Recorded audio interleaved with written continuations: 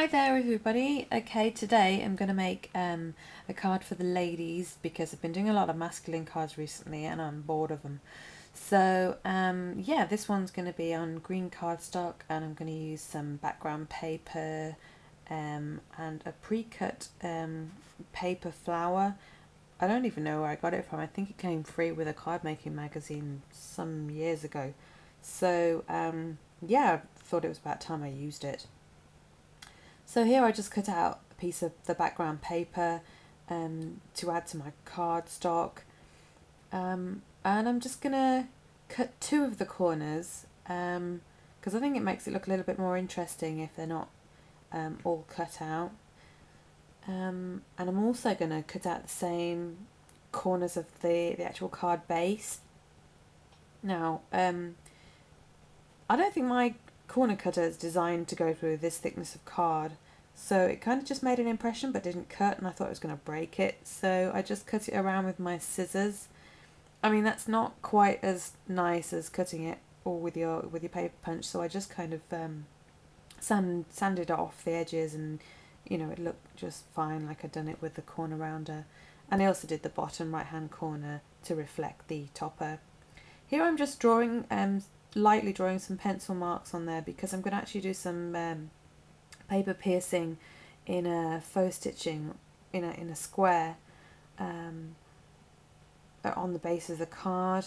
Okay, so I'm just using the Tim Holtz designer ruler here.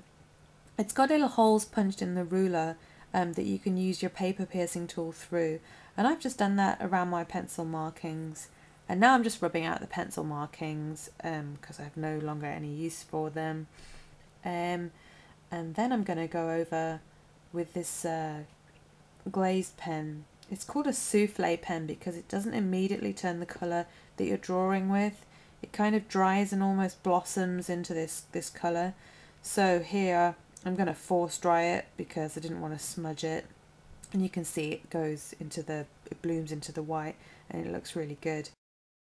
Okay, so just laying it out, having a quick look, seeing if everything's still where I want it to be. I'm happy with it, so I'm going to start sticking the card together now. Here I'm just using some extra card on my designer paper because I want to tie a ribbon around the paper, and the paper is just not going to be strong enough to handle that. So yeah, I'm just layering it on a base of cardstock to give it a bit of strength. And again, going round and rounding off the two corners that I want. So it's not changed anything, it's just given it a bit of strength. And here I'm tying the ribbon around it. I'm not using a bow, I'm just going to do a double knot. It's a bit fiddly, but yeah, you just got to keep retying it until you're happy with it. I haven't really found a way that's perfect every time that suits me, but yeah, it doesn't take too long once you get used to it. And here I'm cutting V-shaped notches into the ribbon. I don't usually do that, I just normally snip off the ends at an angle, but I felt like a bit of a change, so. Here I'm just punching some holes for my eyelets. I'm using, I think they're called the Fiskars eyelet punches. I've actually got a crocodile on order now because I think I'm going to find that a lot easier, and even though, you know, they're a lot better than the hammer, they're still quite loud, and I tend to do a lot of my craft work at night, so yeah, I don't want to annoy the neighbours, so I'm going to get a crocodile. So I'm just using a contrasting green to the flower, and yeah, just setting it here. So that's all done. I did notice that having set it on the glass, it scratched the paintwork of the eyelet, so I'm using a bit of paper now just underneath to protect the eyelet. And I've added another 3 here just for a bit of added interest. And now I'm going to stamp the sentiment just in a dark brown colour. I'm going to ink it up really well because obviously I'm stamping onto a green which is quite dark. Yeah, my head's in the way again. Yeah, so that stamped up really well. I was happy with that.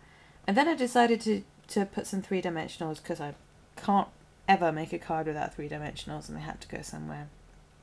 But looking back, I probably would have used some glue dots for the flower if I was going to do it again, just to pop that off the card as well. But I really like this card. Yeah, it's going to go to a good home next birthday. Anyway, thanks so much for watching. I'll see you next time.